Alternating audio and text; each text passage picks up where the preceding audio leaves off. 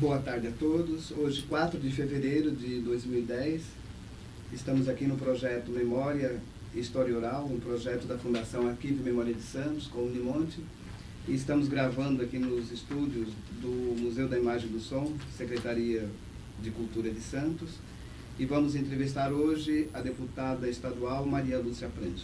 Boa tarde, Maria Lúcia. Boa tarde, Dionísio. Quero agradecer ao Projeto MIS e ao Unimonte pela honra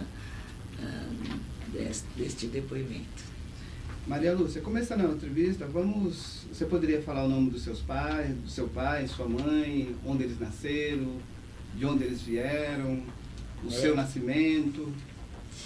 Bom, eu sou descendente de italianos, meus 4 avós eram italianos, né? Biselli, a família Biselli, que veio de Mantova, e a família Prandi, que veio de Milão.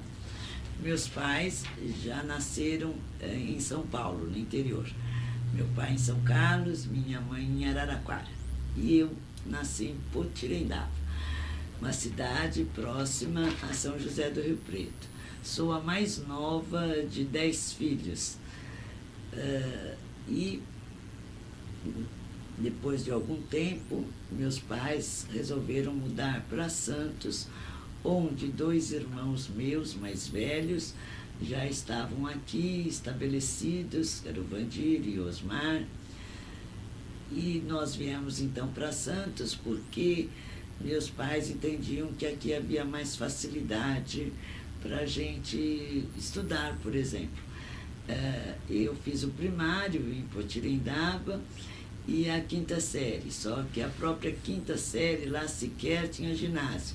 Eu tinha que viajar até a cidade de Ibirá. Então, aos 11 anos, no final da 5ª série, eu mudei para Santos, né, junto com os meus pais, obviamente, e fui estudar no Colégio Canadá. Como a caçula, vamos dizer assim, né? Minha experiência foi extremamente rica. Eu costumo dizer que eu tinha muitos pais e muitas mães, né? Porque sempre muito acarinhada pela família. Meu pai era um artesão. Ele trabalhava, na verdade, com couro. Ele era celeiro, que fazia celas para animais. Obviamente, quando mudamos para Santos, ele já tinha idade, né? Como eu disse, sou mais nova de 10, ele já era aposentado. Mas sempre tinha atividade junto com os meus irmãos, principalmente na camisaria Prandi, na alfaiataria, na fábrica que eles possuíam. Tenho 2 irmãs, a Lourdes e a Neide, e uma que morreu pequenininha, que eu não conheci. Meu pai era uma pessoa bastante simples, mas a minha família era muito acolhedora, apesar dele ter nascido ainda no século XIX, porque ele era de 1890, uma pessoa profundamente... Tive uma formação muito humanista. Nunca vi meu pai ou minha mãe levantar a mão para nenhum dos filhos, sempre muito diálogo. E a minha mãe exerceu uma forte influência sobre mim. Era uma mulher corajosa, na frente do seu tempo, dona de casa, mas bastante instruída para a época, lia muito, discutia muito conosco. Eu digo mais tarde, eu fiz faculdade de História, mas eu digo sempre que a minha mãe sabia mais História e Geografia do que eu mesmo, que cheguei a cursar a faculdade. Então eu tive uma infância bastante feliz. E ao mudar para Santos, que já vinha todos os anos passar férias, então Santos já me era conhecida, vamos dizer assim. Mas eu estranhei um pouquinho, eu tinha saudade no final da tarde de cheiro de café moído, e isso acontecia lá no interior, né, onde as pessoas moíam café. Então eu costumava ir ao centro da cidade, aqui em Santos, que na época tinha torrefações, meio que para matar a saudade daquele cheiro que mais tarde eu compreendi que era uma lembrança de Potirendaba. E até hoje, isso aqui não tem, é o cheiro de terra molhada. Quando cai a chuva forte de verão, nós temos um terreno arenoso, então não sobe aquele calor com aquele cheiro que eu costumo dizer, cheiro de Potirendaba, cheiro de terra. Mas o mar sempre me encantou e me sinto absolutamente santista. Maria Lúcia, fala da sua infância. Você falou que chegou a Santos ainda menina, as brincadeiras, como é que era a cidade. Se você tem lembrança da cidade nesse período, que você fazia? Tenho. A Santos era, na verdade, né, ainda uma cidade onde nós podíamos brincar na rua. Eu me lembro que nós nos mudamos para Pedro Lessa, esquina com o Canal 4. E tinha ainda até um pedaço que não era asfaltado. Então, as brincadeiras em casa, né? Tínhamos casa com quintal, logo fiz muitas amizades com meninas da minha idade, tinha sobrinhos quase da mesma idade. Eram as brincadeiras, andar de bicicleta, enfim, às vezes até, mas isso minha mãe não permitia, porque era coisa de meninos, mas era a minha grande paixão, querer entrar no canal, pegar peixinho, mas isso só eventualmente, porque ela dizia que isso não podia, que era coisa de menino. Mas era muito gostoso, né? Eu acho que a gente ainda não tinha tanta televisão, nem informática, então muitos jogos, muita conversa. A minha mãe, a leitura sempre foi muito importante em minha vida. Eu talvez tenha herdado isso mesmo da minha mãe.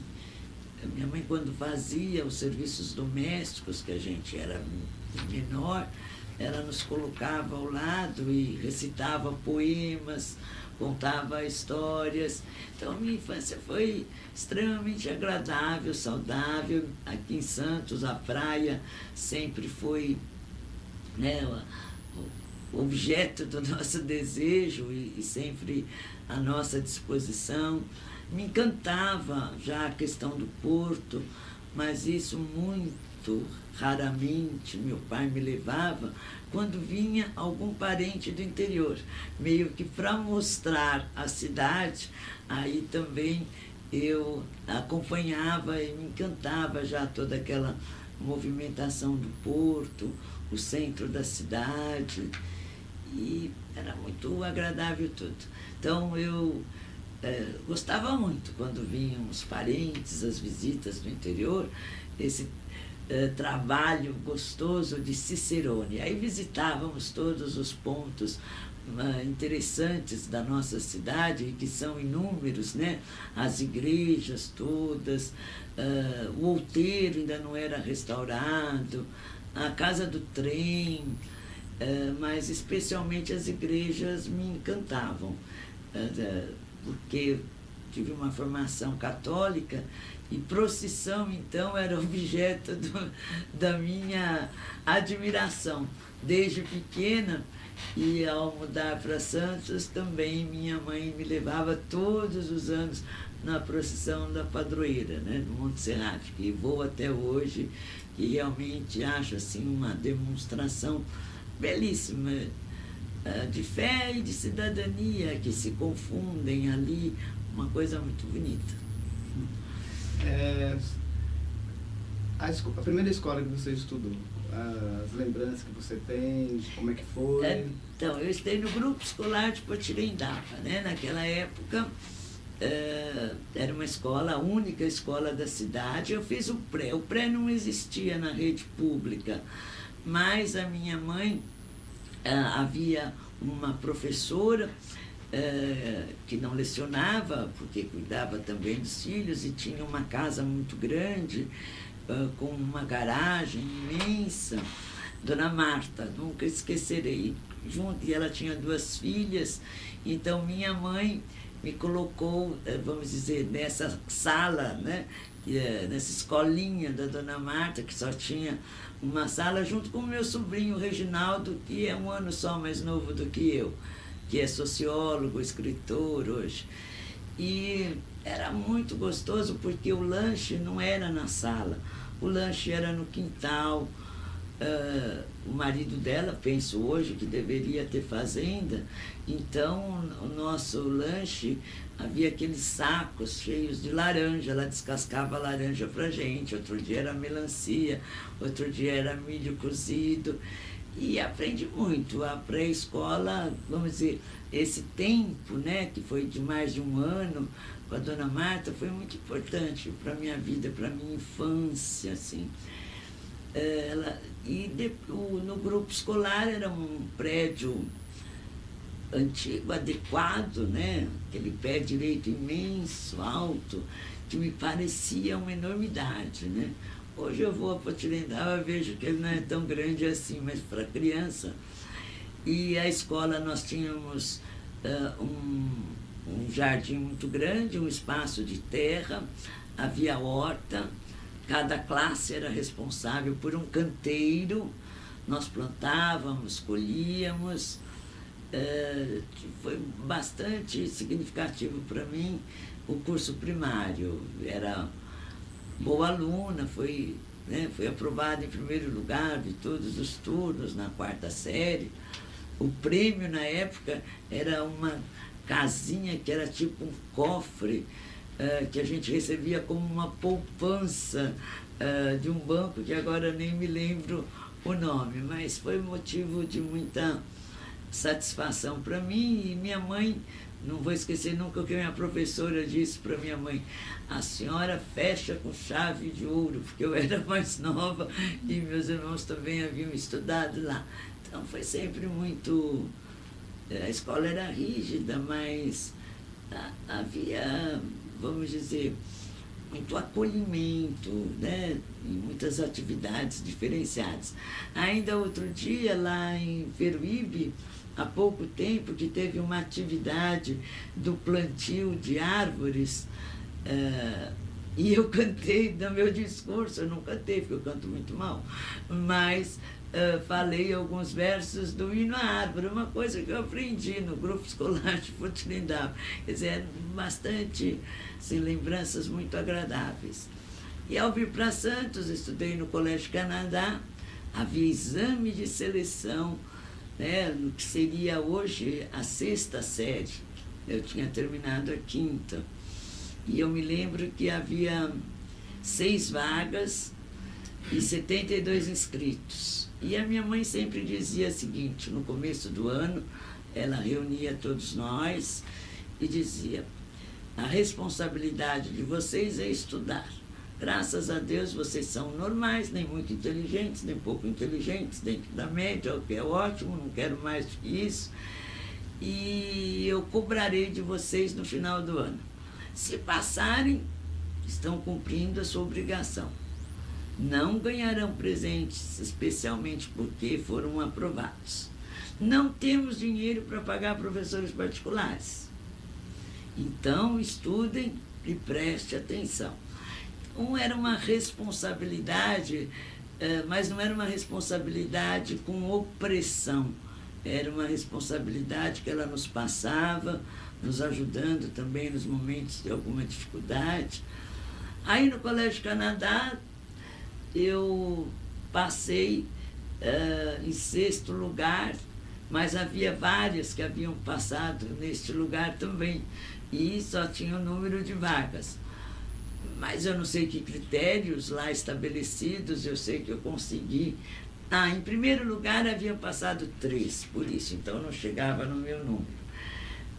Mas depois devem ter aberto mais vagas, não sei.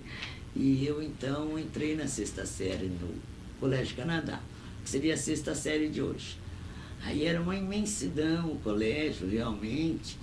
Hoje eu vejo também que não é aquela imensidão que parecia. E lá conheci já desde o início pessoas que são minhas amigas até hoje, que tiveram importância na minha vida. A Edi Clé, que trabalha na Câmara, a Thelma, logo no começo fizemos amizade. E o Canadá era uma escola muito interessante, era uma escola pública, mas onde nós tínhamos, era meio autoritária, vamos dizer assim. mas ao mesmo tempo eles nos davam um espaço para a criatividade. Então, por exemplo, a primeira peça do Ney Latorraca foi no Grêmio Estudantil Vicente de Carvalho, ele também estudava lá, foi Prometeu Acorrentado. Nós fazíamos, né, espetáculos musicais, trazíamos, me lembro quando começou a Bossa Nova, eu já estava no científico, no colegial, também um crítico de música, que era o Pica-Pau, fazendo palestras. O Canadá desfilava, o desfile de 7 de setembro, e todo ano com muitas inovações, né, que é a professora de educação física. Havia as apresentações de ginástica, que não chegava a ser ginástica olímpica, nada de salto, eram umas coisinhas assim, mas eram muito bonitas, que fazíamos no internacional ou em outros espaços. Enfim, foi uma formação onde nós tínhamos latim, francês, inglês. No clássico tinha grego, não fiz clássico, fiz científico.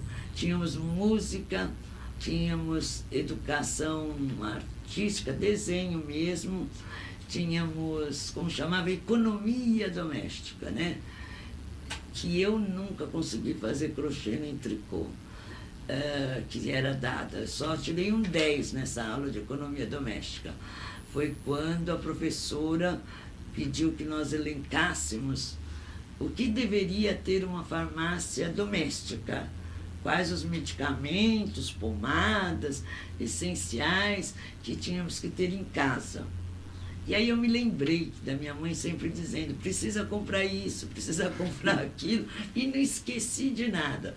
Até pomada para queimadura, picrato, eu devo ter sim. Então era uma formação bastante interessante. Eu acho que a minha formação humanista, iniciada com a minha família, ela foi continuada no Colégio Canadá. Tinha uma biblioteca fantástica, a bibliotecária Dona Cacilda, havia livros que ela, pela idade, ela não queria que a gente lesse. Imagina, ela não queria que eu lesse o Cortício já com 12 anos. E aí eu descobri, por causa das meninas do normal, que deviam ter psicologia, tinha toda uma coleção do Freud, aquilo me encantou. Com 13, 14 anos, não entendia quase nada, mas lia muito. E era também muito levada, né? Como a Thelma era também, a Edi, né? Só que a Thelma só tirava notas altíssimas. Eu era ali para passar, porque eu descobri que é uma coisa que quase todo jovem descobre, todo adolescente, e que a escola não se dá conta disso, que lá pela 6ª série, 7ª, eu descobri que eu não precisava estudar para passar, que bastava prestar atenção e eu ia na média. Hoje a escola, os jovens também descobrem isso, e a escola exige pouco. E naquela época não exigia bastante. Então havia alguns momentos de sufoco. Nós tínhamos exame escrito, exame oral. O exame oral era uma tragédia. Independentemente da nota que a gente tivesse acumulado durante o ano, boas ou não, isso só caiu quando eu estava no 2º ano do científico, que aí começou a se computar as notas dos bimestres. Mas até então, o exame oral, nós éramos examinados por 2 professores, um professor nosso da classe e um outro professor da escola, né? Não nosso, daquela classe. Então, 2 professores de história, 2 de geografia, 2 de português, 2 de matemática, e os pontos eram sorteados, né? Mas a gente era muito esperta, deixava, como meu nome começa por M, eu já tinha uma média do ponto número 1, que ia um pedido, 2, 3, então era muito interessante. E professores marcaram a minha vida. Professora de português, Célia de Paula Martins Zaragoza, que me ensinou a escrever, a estrutura da língua, mas tirou muito da criatividade, porque a gente tinha tanto medo de errar, de esquecer uma vírgula, de não acentuar corretamente, que muitas vezes o pensamento, né, era um pouco contido para dar forma de redação. o Silvio Andraus, de matemática, o professor Brito, de química, a professora Dona Yolanda, as duas Yolandas, de educação física e de educação musical, a Maria Helena Lambert, que fez um milagre de eu aprender física, foi a única que eu consegui não me desesperar e aprender bastante com ela nas aulas de física. Então, foi muito... E como era uma escola, ao mesmo tempo que exigia muito do aluno, ao mesmo tempo ela dava espaços esses, como a biblioteca, como as apresentações. Então havia uma grande rivalidade, né, entre as meninas do Canadá e as meninas do Stella Maris. Então, nos nossos desfiles de 7 de setembro, as meninas do Canadá namoravam os meninos do Santista e do Carmo, e as do Stella Maris, os meninos do Canadá. Era muito divertido, muita rivalidade. Mas foi uma formação importantíssima na minha vida. E eu fiz científico por rebeldia, né? Não tinha nada a ver comigo, que sempre fui mais da área de humanas. Mas eu não queria fazer magistério, embora fosse minha vocação. Dava aula particular desde os 14 anos de idade. Mas, por rebeldia também, eu não quis fazer magistério e não fiz clássico, que tenha mais a ver comigo, que tinha brigado com o professor Solon de francês, e fiz científico, que não tinha muito a ver comigo, mas que foi importante também. E o que eu sei de português, a estrutura da língua, às vezes eu ainda penso em latim, não sei uma palavra em latim. As declinações esqueci todas. Mas eu pontuo a estrutura da língua, foi nas aulas de latim que eu aprendi hoje, eu compreendo isso. Então, desse momento que você está falando, você está fazendo uma transição de adolescente para a juventude. Como que é essa juventude em Santos? Qual a compreensão da cidade, os lugares que você ia, diversões que fazia? A minha geração, né, foi a geração dos bailinhos de garagem, né? A gente não saía muito de sexta, era mais de sábado, né? Tínhamos aula sábado à tarde, olha que tortura. Tínhamos sempre que ter uma festa, um aniversário de alguém, né? Para irmos à festa. Ou então, quando não havia aniversário, se organizavam os bailes, os bailinhos, né, nas próprias casas das meninas, dos meninos, e se dançava muito, né? Já começava aí aquela transição, vamos dizer, para um samba-canção, e começava já o rock, né? Depois veio o twist e tal, e alguma coisa já de mudança na música popular brasileira. Me lembro a primeira vez que eu ouvi João Gilberto, eu estava voltando do Colégio Canadá e vi o som vindo de uma casa. E era Que Saudade Eu Tenho da Bahia, que ele havia gravado, e já percebi que havia alguma coisa nova, fui procurar saber. E então, era uma infância, era uma juventude danadinha também, mas nós éramos muito mais, eu digo danada no sentido que buscava a liberdade, né? Mas nós tínhamos que lutar por esta liberdade. Então havia hora para chegar em casa. Minha mãe não era muito rigorosa nisso, nem meu pai. Apenas ela queria saber onde eu estava, com quem estava, né? Mas também não era de passar. Hoje há uma mudança do fuso horário, né?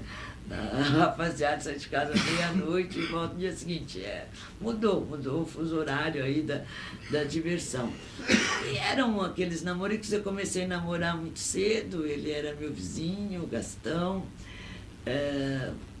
Um namorico aos 15 anos, 16 anos já era um namoro mais firme, e me casei aos 21 com ele mesmo, que faleceu muito novo. Mas também era essa diversão, muito cinema. Eu ia ao cinema, porque tinha uma vizinha, Dona Raimunda, que também foi muito importante na minha vida, que a filha estudava em São Paulo.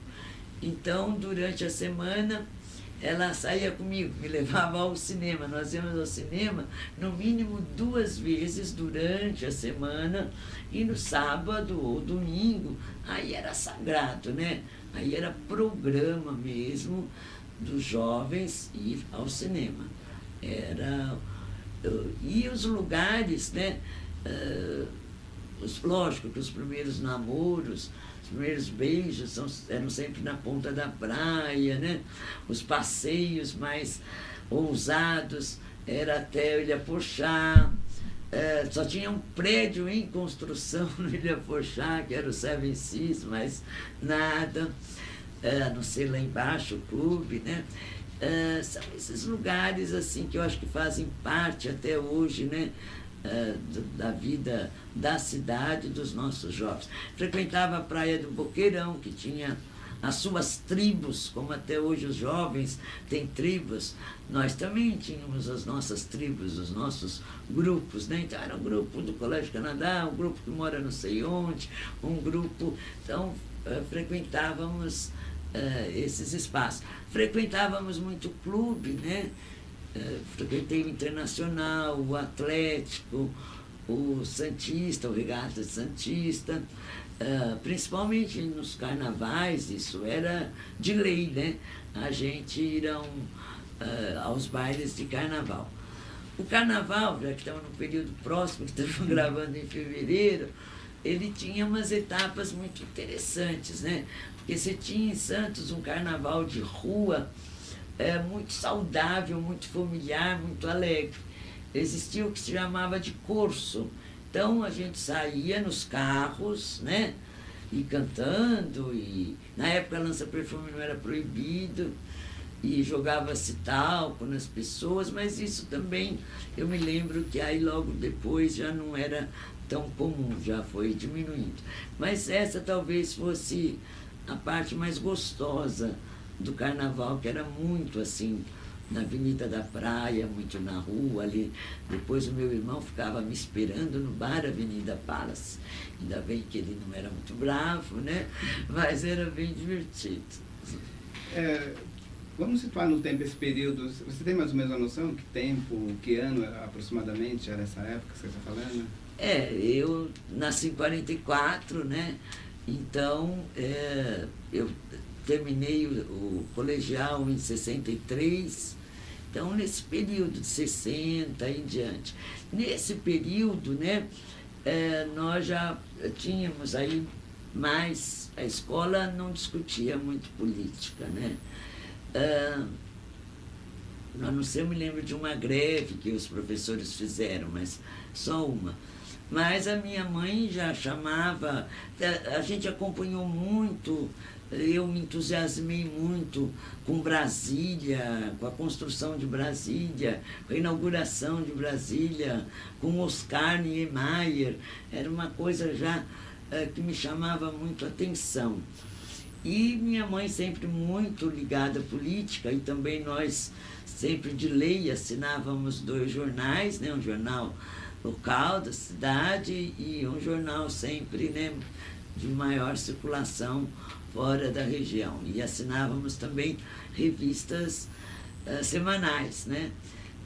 Então, acompanhando as questões, minha mãe gostava muito do João Goulart, aí eu já tinha idade para compreender e já percebíamos, então, embora minha mãe fosse extremamente católica, era até do Coração de Jesus, né? Mas ela não concordava já com aquela movimentação da passeata com Deus, pela família, pela liberdade. E nós já, todos nós da casa, né, já trocávamos ideias sobre isso, que eram necessárias mesmo reformas estruturais, como o Jango propunha, que tínhamos consciência, né, isso me foi dado desde pequena, da desigualdade do país, né? Então, primeira vez que eu vi a pobreza muito de perto, né, que eu não conhecia, eu digo pobreza, né, eu acho que a gente sempre conhece, a desigualdade mesmo, Minha mãe era da Vicentina, de São Vicente de Paulo.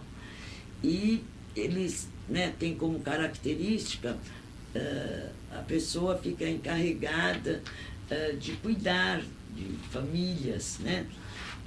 De levar o que hoje se chama cesta básica, visitar, ver se as crianças estão na escola, se está limpo, se as crianças, né, estão sendo atendidas. É um trabalho que existe até hoje.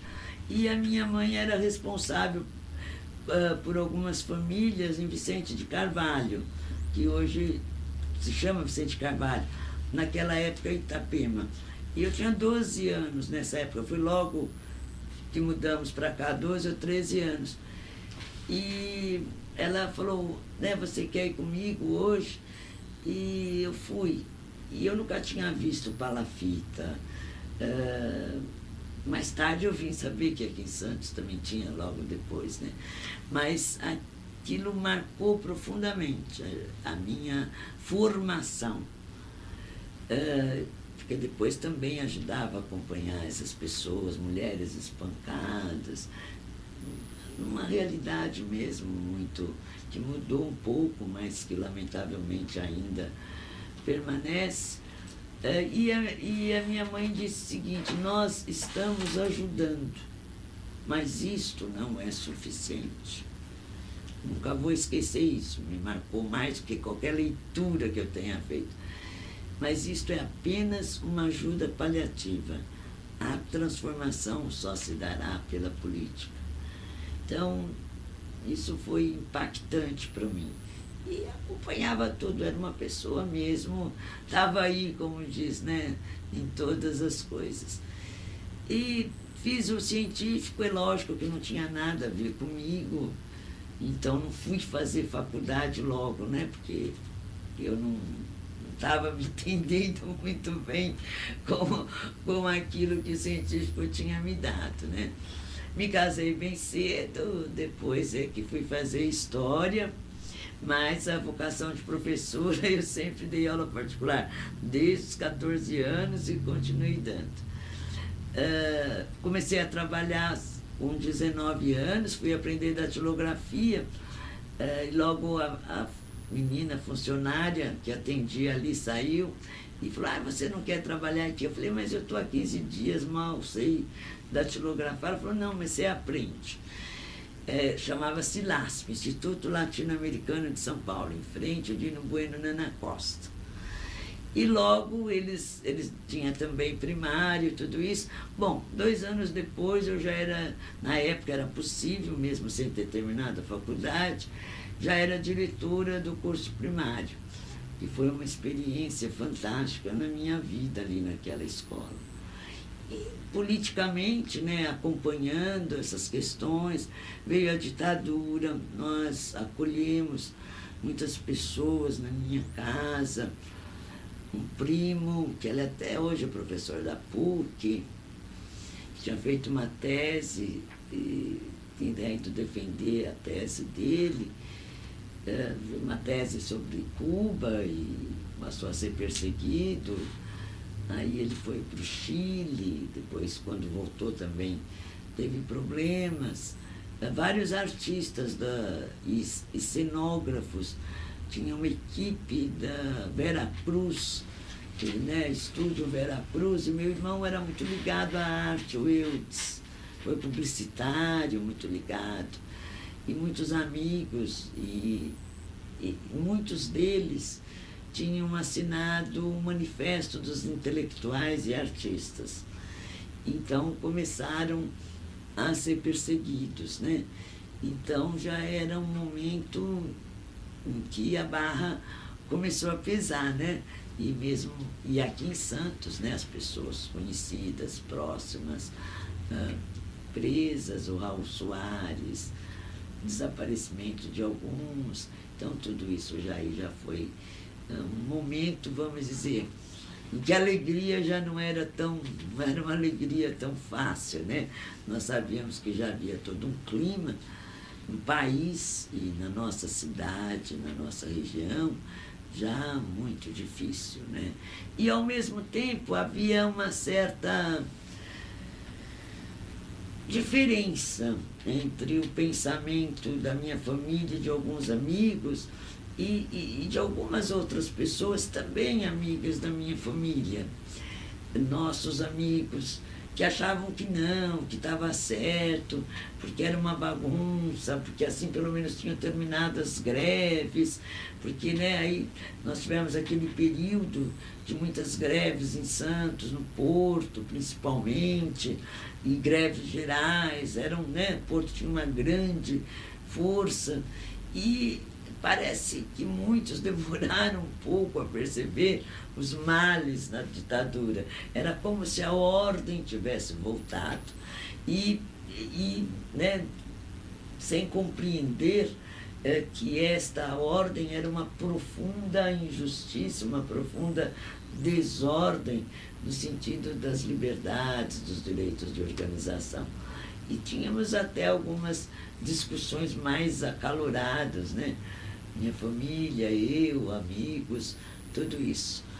Mas meu marido trabalhava na COSIPA, o gato era líder sindical, então às vezes eu ia junto nas assembleias, tinha não totalmente uma militância, mas nesse período de 64 até 70, mais ou menos, 70 e poucos, a movimentação era mais ou menos essa, né? Eu queria fazer um parêntese aí para a gente continuar e voltar um pouquinho. Primeiro, você falou várias vezes da sua mãe, e é evidente que ela tem uma presença marcante na sua formação. De onde que vem essa postura mais política da sua mãe? Você conseguiu detectar? E aí depois falar de como você também entrou na faculdade, como foi esse período da universidade. A minha mãe teve uma formação para a época, né? Ela dizia que ela tinha estudado durante 8 anos. Eu não sei bem, né, o que isso significava em termos de ciclos, mas ela tinha uma grande cultura geral. E era uma mulher, assim, muito forte, porque ao mesmo tempo que ela cuidava de nós, cozinhava, ajudava, nos deu uma formação que, né, mesmo quando havia empregada, que a pessoa era uma pessoa que vinha nos auxiliar, sempre muito respeito no trato com tudo, contra qualquer forma de violência. Me lembro de uma vizinha ainda lá em Potirendaba, que o marido bateu nela e minha mãe fez lá uma verdadeira revolução com o homem. A relação entre os meus irmãos, entre a família, era muito fraterna, muito solidária.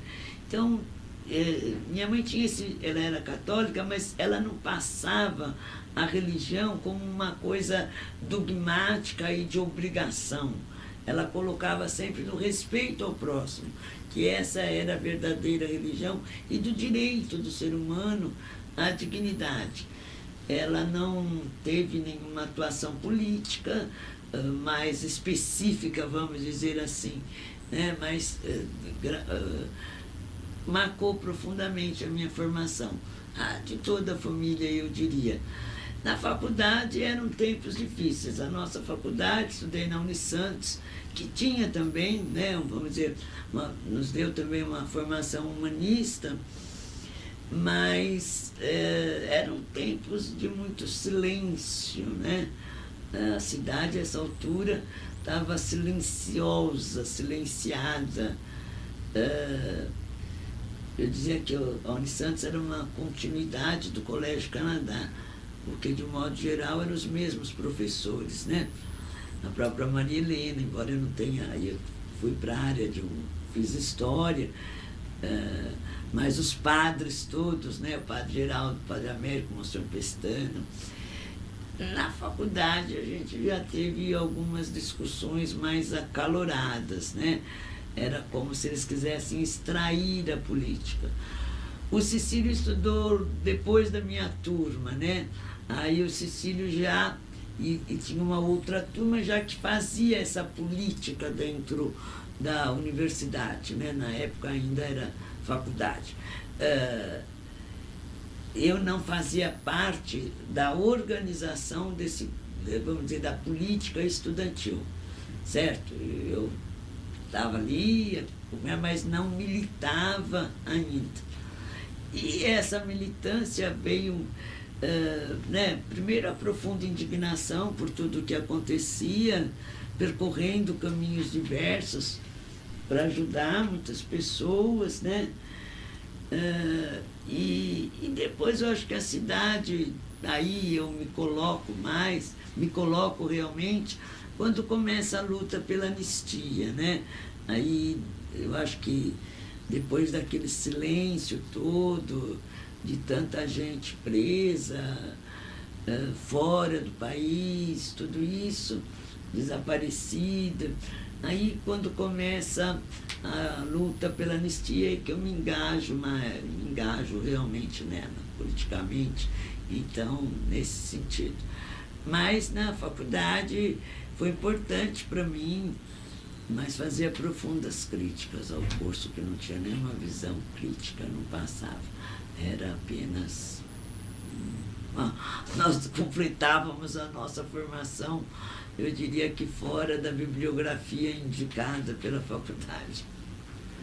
Então, do que você está falando, a gente percebe que o seu processo de formação política ele vai se dando de forma gradativa e o comprometimento também. Quando que esse compromisso se dá? Ele está relacionado com a situação da cidade? Você falou da anistia agora há pouco, que é um momento onde você começa a se engajar. Como é que você está vendo esse momento difícil que a cidade está passando, né? Um período de ditadura, a cidade sem autonomia.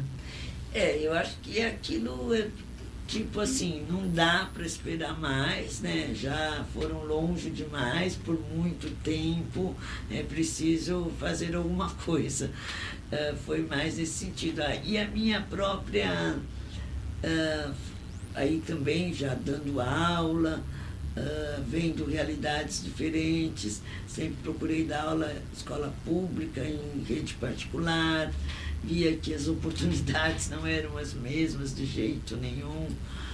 Jovens inteligentes da escola pública muitas vezes tinham que parar para trabalhar, não tinham dinheiro para o cursinho.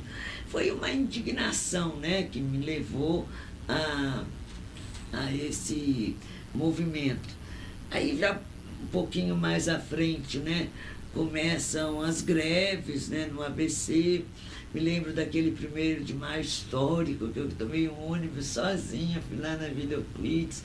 Foi isso, maravilhoso, né, com Vinícius declamando Operário em Construção, todo o bispo, né, Dom Paulo Evaristo Armes.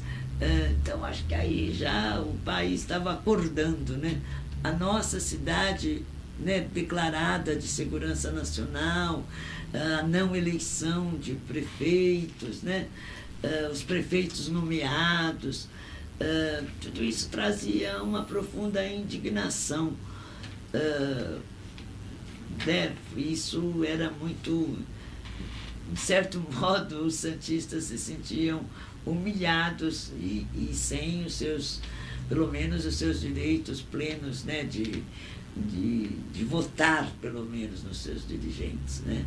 Apenas votávamos nos vereadores. Votei uma vez no Lara, vereador, acho que foi mais de uma vez, uma vez vereador. Procurava assim, a gente ia buscando, né, algumas brechas, vamos dizer, mas sem uma participação mais direta. E quando que começa... Me lembro também do... Hoje pai do Fabião, né? Mas o Norton, grande vereador, também me lembro de ter, né, assim, ter atuado de certa forma, porque eram as vozes que se colocavam, né? A luta pela recuperação da autonomia da cidade, isso foi um momento importantíssimo também. É meio que prepara a cidade, né, para a redemocratização. E quando que começa assim, quando você decide efetivamente assim a ter uma atuação mais política, decidindo, por exemplo, ir para um partido? Como é que isso ocorre? Na verdade, né, foi um processo. Né? Não tinha ninguém da minha família que tivesse uma atuação política partidária, vamos dizer assim, nada disso.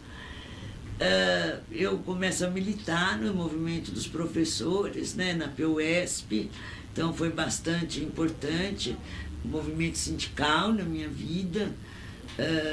Né, a PUESP também foi desde 79, quando a gente conseguiu mudar a PUESP, então já teve uma importância muito grande. Aí toda essa agitação da cidade, a luta pela anistia, aí vem o Partido dos Trabalhadores, né? Então eu começo a ter uma militância mesmo. E muito interessante, né? Em 82, já fazendo campanha, que aí as primeiras eleições, no caso para governador do estado, né? Em 82, e não tínhamos ainda para presidente, e eu ia como bottom do PT, e as jovens perguntavam: professora, como que você pode votar neles, condenado a 75 anos de prisão, favelado? Assim, que a campanha de 82 do PT era assim, né? Eu me lembro do Altino Dantas, né? Condenado a 109 anos de prisão, tarará, tarará, tarará. Então, isso era uma coisa assim muito que a gente tinha muito que se envolver, porque mostrar que era um novo momento e que era preciso um engajamento maior. Aí eu me filio ao Partido dos Trabalhadores, né? Mas não militava. Aí quando houve a autonomia da cidade, que houve a eleição extemporânea, que foi em 1984, eu, né, encontrando a Thelma, juntamente com a Edi, falei, bom, a gente havia sublegenda, né?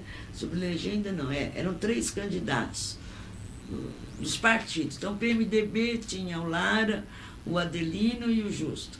O PT tinha Thelmo, o Nobel e o Gessé, era a sublegenda que acho que chamava. Me envolvi muito na campanha da Thelma, que já era vereadora nessa altura, na campanha de 84, e aí foi indo, né? Logo estava na direção do Partido dos Trabalhadores, a anistia, né? A grande luta, depois vieram as lutas pelas diretas. Me lembro de uma reunião que só estava eu, o Vefora, a Thelma, a Cuca, Cévulo da Cunha, e o Samuel Macdon, que tinha sido namorado da Elis e que era da OAB. A gente discutindo muito ainda, de uma maneira muito, a questão das diretas, que depois foi ganhando fôlego, né? Aí em 84, eu já dando aula na rede pública estadual, já com uma grande militância na PUESP, participando do PT, e é muito aquilo, né? Quando você começa a se envolver, aí participa de todas as lutas, não era só da minha categoria, era dos movimentos de moradia, era a luta da questão de gênero, tudo se confundia, né? Tudo se confundia no sentido de se juntar. E a militância, nessa altura, já estava viúva também, então com uma maior liberdade de tempo, né? E tudo isso foi... Eu não calculei nada, as coisas foram acontecendo, fui me envolvendo, mas foi assim muito naturalmente. Não, né, tinha meu sobrinho, participou desde a fundação do PT, outros também, eu não, da fundação de 113 ainda não é. E depois... Em 86, né, nós tivemos outras eleições. Em 88, já coordenei a campanha da Thelma prefeita. Aí eu fui indicada como secretária de Educação, que foi o que mais me gratificou na vida política, porque foi maravilhoso mostrar que a escola pública pode ser de qualidade, democrática, e uma escola onde todos sejam respeitados, né? Então, foi bastante depressa, né, eu diria, porque era um momento, né, que estava tudo aflorando, tudo ressurgindo, tudo renascendo ou sendo inventado, vamos assim dizer, né? Inventado no sentido que o PT surge também diferentemente da esquerda ortodoxa, né? Era um partido de quadros e de massa, era um partido democrático, correntes da igreja, intelectuais, trabalhadores, movimentos. Então, muito rico na sua heterogeneidade, eu diria. Isso foi muito salutar, muito agradável, muito efervescente. Então, aí como secretária de Educação... Maria Lúcia, Depois... só um minutinho. Antes da gente avançar essa sua atividade de vereadora, secretária de Educação, vamos ficar um pouquinho ainda nesse tempo aí dos períodos negros aí, né? Dos anos de chumbo, que a gente fala. Santos sempre foi caracterizada assim, cidade vermelha, Barcelona brasileira, sempre teve teve uma característica de luta bastante forte. Como é que você via isso nesse tempo? Era real essa postura, essa visão que se tinha da cidade? Era real, né? Porque é uma cidade que realmente resistiu. Ela resistiu em movimentos, né? Porque você tem a ditadura, você tem a intervenção nos sindicatos, você tem a saída de grandes lideranças, mas nós sempre tivemos vozes, né, que não se calaram. Então, por exemplo, eu colocaria o Plínio Marcos, de quem meu marido era amigo e contemporâneo, né, e minha sogra amiga da mãe dele. Nós tínhamos as pessoas que estavam aí gritando por nós, eu diria, né? E nesse período a gente teve o movimento cultural, ele foi muito intenso no Brasil. Então você tinha toda a questão dos espetáculos teatrais, da cultura de um modo geral, né? Então, mesmo, né, no Coliseu. O Coliseu era palco, aí no reflexo do Arena contra Zumbi, as peças todas que vinham para cá, de Brecht, de Celso Martinez, né, o Rei da Vela. Então, eu acho que Santos estava muito neste contexto, nesse tempo, né, de começar a gritar mesmo, né? Então, e os lugares frequentados, todos nós frequentávamos, então tinha a Cinemateca, o clube de cinema, então todo mundo ia ver os mesmos filmes, se encontrava nos mesmos lugares. Então, acho que isso é que foi fermentando, né? Fomentando essa atuação mais forte depois. Então, e aí você entra na vida partidária, que você falou, se filia ao PT, o seu mandato de vereadora. Antes eu ainda queria falar um pouquinho de secretária, porque eu acho que foi muito importante, que eu confio mesmo na escola pública, acredito nela, nada contra particular, mas desde que seja uma opção e não uma necessidade por qualidade. Então, foi extremamente gratificante, foi uma indicação da Thelma, mas que foi aprovada por todo o diretório, e eu fiquei relutante em aceitar, porque eu dizia, Thelma, mas em São Paulo é o Paulo Freire, né? Porque a Luísa Erundina tinha ganho lá, o secretário era o Paulo Freire. Em Santos, vai ser eu, Maria Lúcia Prante, que ninguém conhece. Mas, né, ao mesmo tempo, um desafio.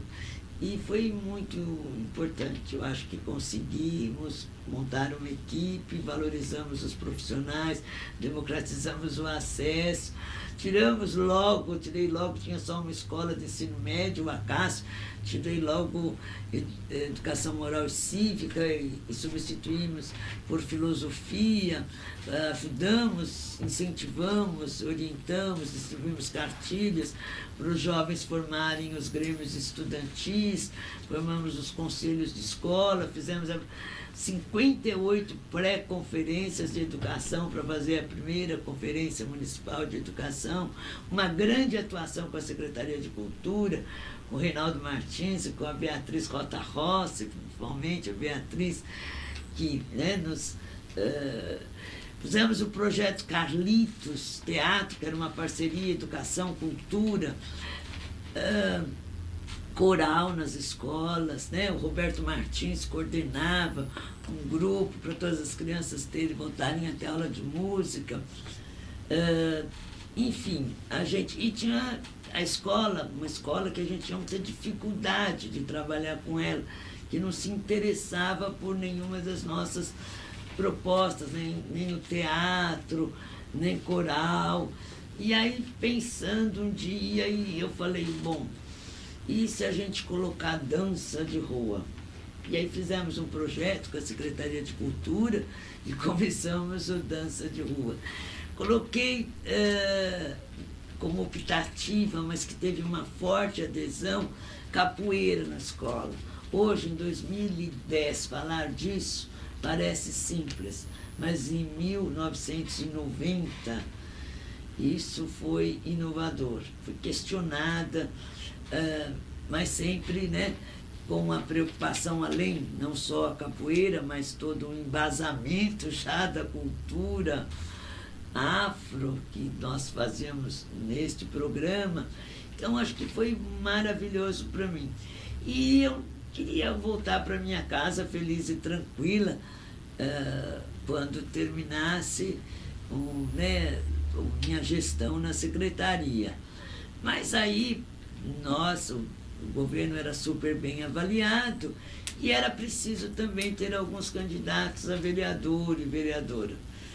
Eu não queria resistir, chorei, briguei, mas aí me convenci que eu tinha este compromisso, como era uma secretaria fim e muito bem avaliada, que afinal de contas eu tinha essa responsabilidade com a minha cidade também, não meramente com o meu partido, com os meus companheiros ou com os meus amigos.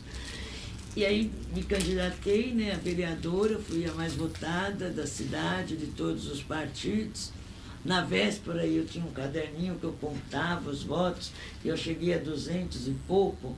Falei, meu Deus, não vou ser eleita, que vergonha que eu vou passar, mas tudo bem, até hoje eu tento contar os eleitores, como se fosse possível a gente conhecer todo mundo votando na gente. E nós tínhamos uma conjuntura favorável, foi eleito prefeito Davi Capistrano, nós tínhamos uma conjuntura favorável também na Câmara, o que permitiu que eu fosse eleita presidente da Câmara. Então, primeiro dia, primeiro mandato, né, dou posse ao prefeito, como diz o regimento, como vereadora mais votada, e já sou eleita presidente. E para mim foi histórico, porque a Câmara de Santos, quando da República, na época da Constituição Municipal, né, hoje chamada Lei Orgânica, em 1892 ela colocou o voto para as mulheres. E por isso ela foi considerada inconstitucional. E eu fui eleita em 1992, 100 anos depois. No dia 1º de janeiro de 93, sou eleita a primeira mulher a presidir a Câmara de Santos. Então, acho que, veja como a história, às vezes, ela anda um pouco rápido, né? Nas conquistas, nas lutas, mas aí a questão da mulher, realmente os passos têm sido lentos, difíceis, né? Todos num processo. Na Câmara, fiz o que tinha que ser feito. Não me deu muitas alegrias, porque eu sempre aprendi a trabalhar com a construção. E na Câmara eu tive que desconstruir o que estava errado. Ninguém faz isso com alegria, né? É muito mais gostoso você fazer as coisas boas do que demitir pessoas, entrar com processos, tudo isso. Maria Lúcia, nós vamos ter que dar uma interrompidinha. 4 de fevereiro de 2010, E continuamos com a entrevista com a deputada Maria Lúcia Prandi, aqui no Museu da Imagem do Som. Maria Lúcia, continuando, você estava falando da sua atuação e da postura que você teve que tomar quando assumiu a Câmara e a presidência da Câmara. Foi o momento mais difícil da minha vida política, né? Porque mulher, primeiro mandato do PT, assumir a presidência e fazer aquele trabalho, que eu não gosto de usar esse termo, mas de moralização da Câmara. A Câmara, na época, não tinha ainda lei de responsabilidade fiscal. Ela, antes de eu assumir, gastava 14% do orçamento da cidade. Era totalmente absurdo. Então, dentro do princípio legal, a Câmara não cumpria a Constituição de 88, nem a Constituição estadual, e fez uma lei orgânica também que feria, em algumas questões trabalhistas, a própria Constituição de 88.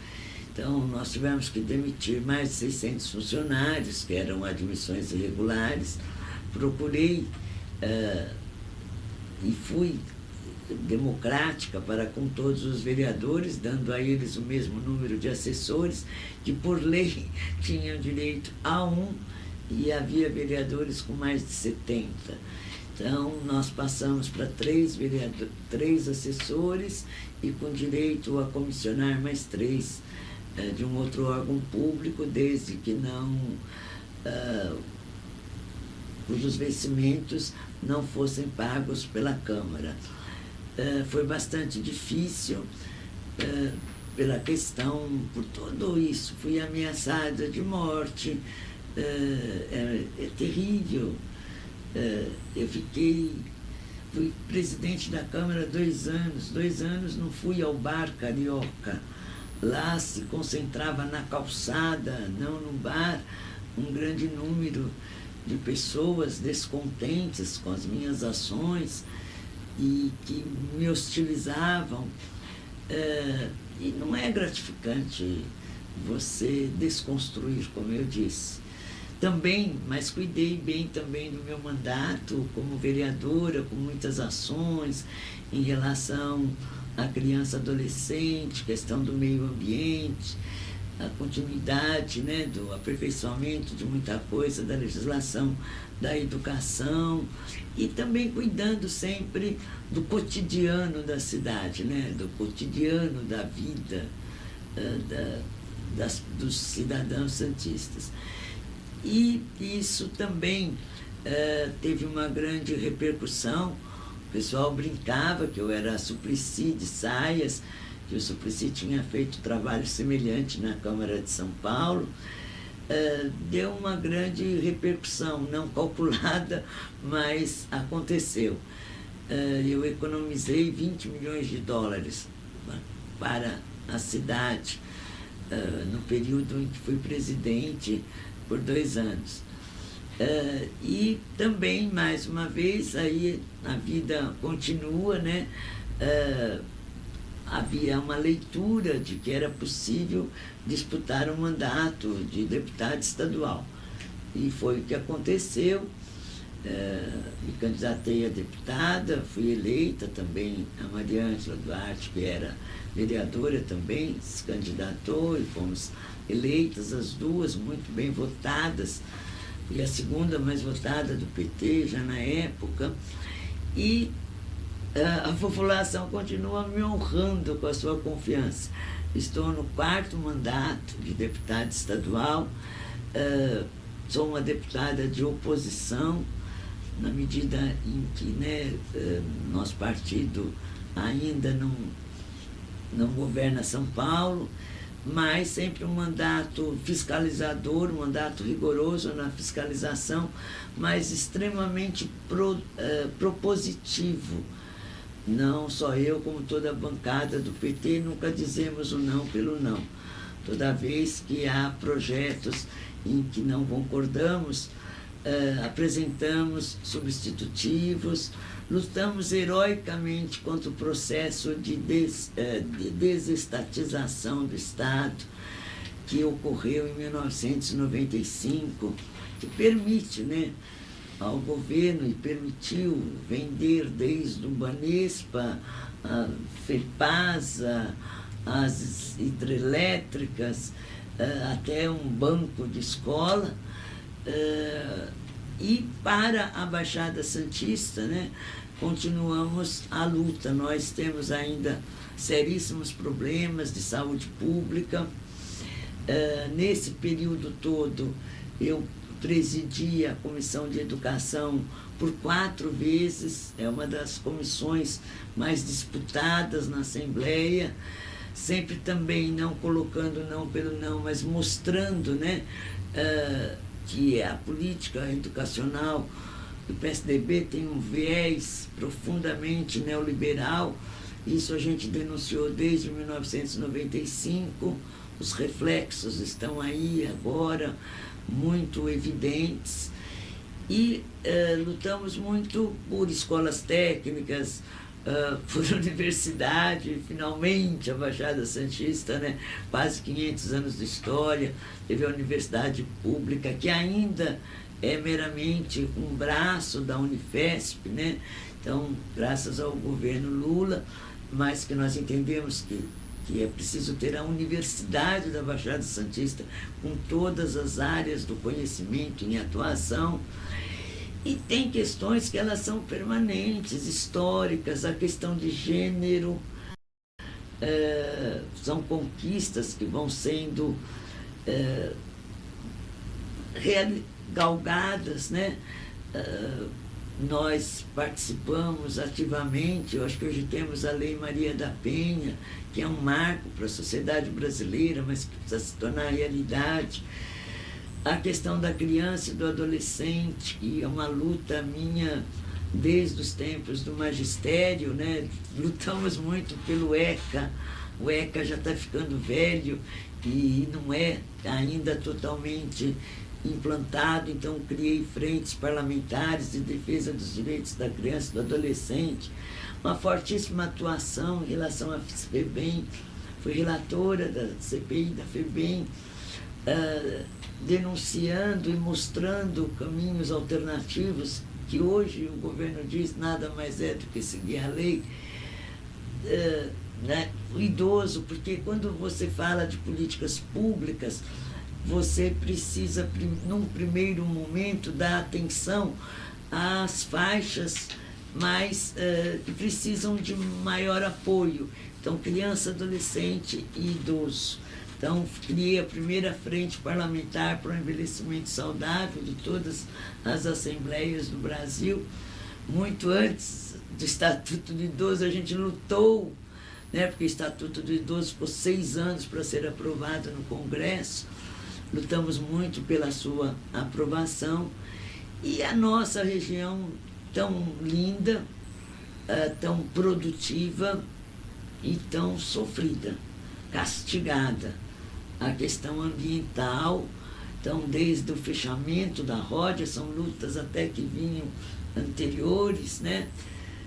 Mas o fechamento da Ródia, toda essa contaminação do estuário, a qualidade das águas, e a gente busca, né, escolas técnicas, lutamos muito para a continuidade do curso de mecânica de aeronaves, um curso existente antes numa escola estadual, hoje também numa escola estadual, só que escola técnica, só tem 2 no Brasil, cujos jovens já saem empregados nas companhias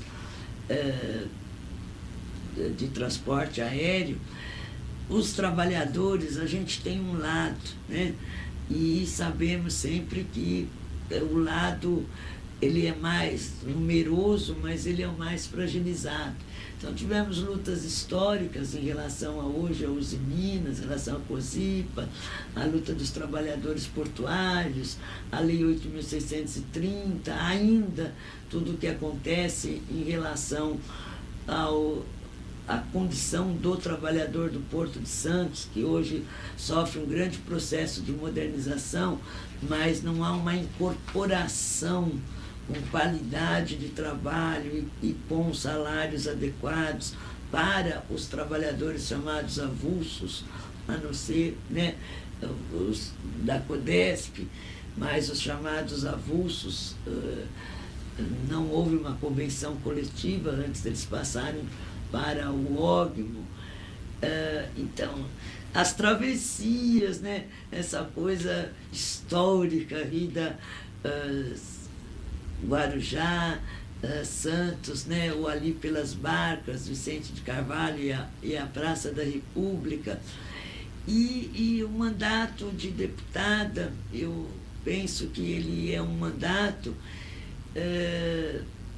o legislativo ele é difícil, né, de você obter os resultados imediatos, porque uma aprovação de lei, por exemplo, eu tenho a lei do cadastro unificado das pessoas desaparecidas, que isso ainda não é implantado no Brasil. Você tem um cadastro unificado de carros roubados e não tem um cadastro unificado de pessoas desaparecidas. Então, um grande número ainda de crianças, nós participamos de trabalhos até sigilosos junto com o senador Suplicy, de venda de crianças para tráfico de órgãos. Foram coisas que fizemos muito silenciosamente, mas que chegou até lá em cima. E eu me lembro quando há 20 anos atrás, ou 25 anos atrás, eu falava de abuso sexual infantil, de abuso, né, da violência doméstica, as pessoas me olhavam como se eu fosse a equivocada. Hoje está na agenda da sociedade, está na agenda da mídia, está na preocupação. Então, essas lutas que elas... o resultado ele não é imediato e nem ele aparece, mas ele é uma conquista de todos, de muitos que participaram disso. Então, isso também é dessa maneira que a sociedade vai melhorando, vai mudando. A violência contra a mulher, né?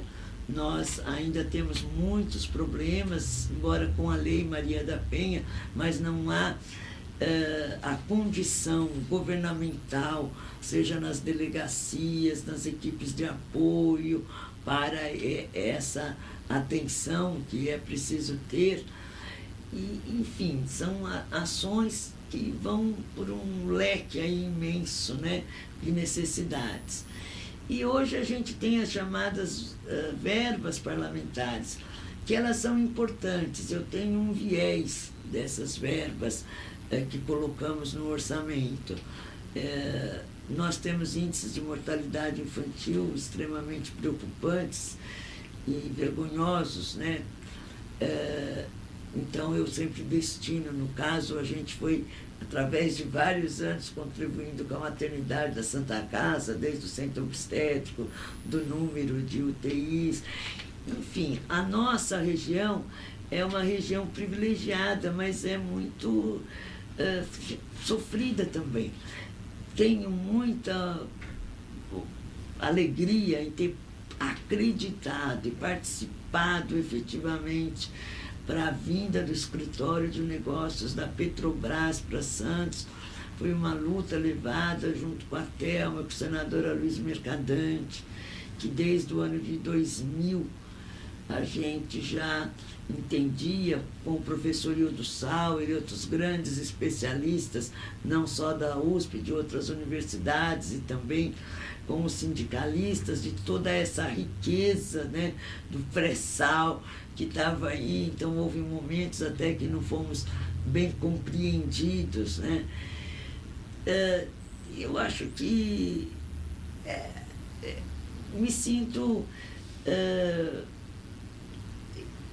qual é o meu papel principal para mim mesmo, minha satisfação interior, pessoal, do meu compromisso político, partidário, compromisso com toda a sociedade, com quem vota em mim e com quem não vota em mim.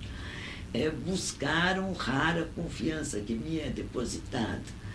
Então, posso dizer que com 4 mandatos, mais 2 de vereadoras, tenho aí sempre avaliações extremamente positivas de ONGs, como o Voto Consciente e outras avaliações, mas sempre há muito por fazer, né? Então, a política não tem descanso, e ela não tem descanso porque é isso, porque há sempre muito o que fazer. Nós temos problemas, né? Qualidade de água, tudo isso. Então, são ações que vão, no dia a dia, a gente está lutando para que tudo isso melhore.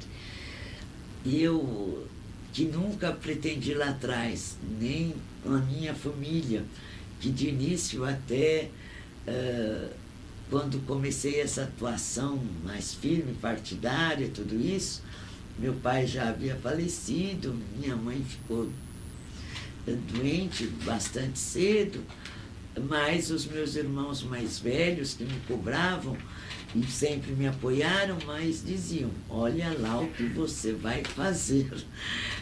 Então, eu acho que isso, eu acredito num país melhor, eu acredito nas pessoas. Eu acredito, acima de tudo, na nossa juventude. Fico muito triste quando falam mal dos nossos jovens, né? Aristóteles, já antes de Cristo, dizia que a juventude estava perdida. Mas a capacidade de sonho, de transformação e de realização que a juventude tem, isso é que tem que ser, na verdade, nós entendermos, apoiarmos e valorizarmos, né? Acho que a minha geração, ela cumpriu um papel. Ela pegou uma fase importante, depois lutamos pelas liberdades individuais, a liberdade da mulher, a liberdade do direito de chegar em casa a hora que quisesse, a liberdade sexual, inclusive. A minha geração tinha que morar numa república, em 10, trabalhar muito para ter alguma liberdade. Acho que nós passamos para a nova geração as liberdades democráticas e as liberdades individuais também. Agora é preciso dar à nova geração o valor histórico que isso tem, para que ela compreenda o quanto isso é importante, que tem que ser preservado, e o que ela faz com essas liberdades, né? Sejam individuais, sejam políticas. E a nossa cidade, realmente, como você disse, né, é a nossa Barcelona. Hoje ela está um pouquinho calma demais para o meu gosto, mudou um pouco o perfil pelas suas belezas naturais. Nós temos muitas pessoas que vêm morar aqui após a aposentadoria, que querem sossego. Ao mesmo tempo, nós temos toda uma efervescência econômica que está aí. E que este desenvolvimento, ele seja para todos, e não que seja um desenvolvimento de exclusão dos santistas para outras cidades, considerando, né, que nós temos aí problemas. Hoje temos problemas, eu acho que é preciso cuidar melhor da nossa cidade, né? Todo esse boom imobiliário que está aí, isso também vai fazer com que percamos também qualidade de vida. Então, é um outro momento, é um outro desafio. E os desafios são colocados em cada momento histórico. E a gente precisa compreendê-los, né, para poder vencê-los. É isso que a gente tem buscado fazer ao longo da vida pública. Maria Lúcia, poderíamos ir para as considerações finais? E o que você quer dessas considerações finais? O futuro? A cidade vem num desenvolvimento gradativo lá desde o século XVI. E chegamos ao que somos hoje. E aí você se situa nesse contexto de cidade, né? Nesse contexto de cidade. É uma cidade que ainda tem desafios, né? A nossa pobreza é escondida, nossas favelas são escondidas. Elas não são visíveis como nas outras cidades, né? Nós ainda temos profundos desigualdades. Isso quer dizer, esse desenvolvimento ele tem que ser, não de maneira egoísta, mas ele precisa ser apropriado por todos, por todos os cidadãos, seja na qualidade do emprego, seja na qualidade de vida, né? Tenho esta preocupação com um desenvolvimento que pode excluir pessoas, muitas pessoas. E, de repente, para os santistas que fizeram essa história tão bela, desde Brás Cubas, vamos dizer assim, a gente ser uma cidade elitista. Acho que o nosso grande desafio é esse. Nosso grande desafio é harmonizar a qualidade de vida com o cidadão com tudo que temos aqui, seja um porto, polo petroquímico, toda essa questão da Petrobras, e isso não está harmonizado, seja no transporte de cargas, no transporte de passageiro, de trânsito, ou de questões essenciais ainda, como a questão da própria saúde pública. Então, eu vejo que Santos tem tudo, né? Uma cidade privilegiada pela natureza, pela sua história, mas os desafios estão colocados e a gente está pronta a contribuir para vencer esses desafios, para honrar a nossa história, mas acima de tudo, reconhecer o direito de todos. Nós agradecemos a deputada Maria Lúcia Prandi e quem fez essa entrevista foi o historiador José Dionísio de Almeida. Obrigado, Maria Lúcia. Eu que agradeço e vou fazer esse depoimento. Fui muito feliz de ter prestado esse depoimento com o Dionísio, amigo, companheiro, historiador, um homem também que um dia precisa dar o seu depoimento, porque tem uma história importante. Obrigado. Obrigado.